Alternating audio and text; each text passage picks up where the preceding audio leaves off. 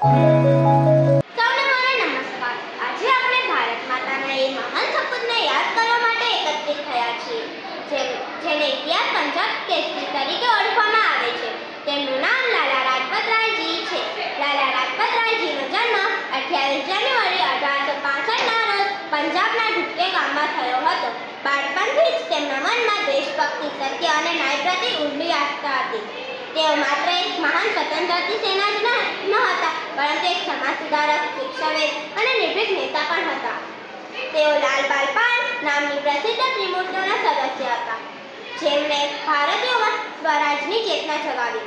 લાલાજીનું માનવું હતું કે જ્યાં સુધી દેશ શિક્ષણ નહીં બને ત્યાં સુધી સ્વતંત્રતા અધૂરી રહેશે. આ વિચારથી તેમણે ડીએવી શિક્ષણ સંસ્થાઓની સ્થાપના કરી, જે આજે સમગ્ર દેશની શિક્ષણની જ્યોતિ પ્રગટાવી રહી છે. સન 1928માં જ્યારે અંગ્રેજોએ સાયમન કમિશન ભારત ભેજ્યું તો તેમાં કોઈ પણ ભારતવાસીને સામેલ નહોતા કર્યા. આ અપમાન વિરોધ લાલા રાજપત રાયજીએ શાંતિપૂર્ણ આંદોલન કર્યો અને નારો આપ્યો, Simon go back, Simon go back. આ આંદોલન દરમિયાન અંગ્રેજોના કુલ લાઠીચાર્જ તેઓ ગંભીર રૂપથી ઘાયલ થઈ ગયા. થોડા દિવસ પછી 17 નવેમ્બર 1928ના રોજ તેમણે દેશ માટે પોતાનું પ્રાણ અર્પણ કર્યું. તેમની બલિદાન વ્યર્થ ગયું ન હતું.